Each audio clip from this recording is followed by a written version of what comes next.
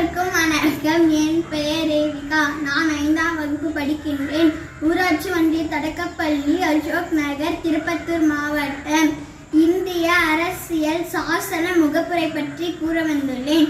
இந்திய மக்களாகிய நாம் இந்திய நாட்டினை இறையாண்மையும் சமநில சமுதாயத்தையும் சமய சார்பின்மையும் மக்களாட்சி முறையும் குடியரசாக நிறுவவும் குடிமக்கள் அனைவரும் அரசியல் நீதி எண்ணம் தன்னுரிமை வழிபாடு கோட்பாடு ஆகியவற்றை நிறுவவும் குடிமக்களின் ஒற்றுமை ஒருமைப்பாடு உடன்பிறப்பு உரிமை வளர்க்கவும் நம்முடைய அரசமைப்பு பேரவையில் 1949ஆம் ஆண்டு நவம்பர் 26ஆம் நாள்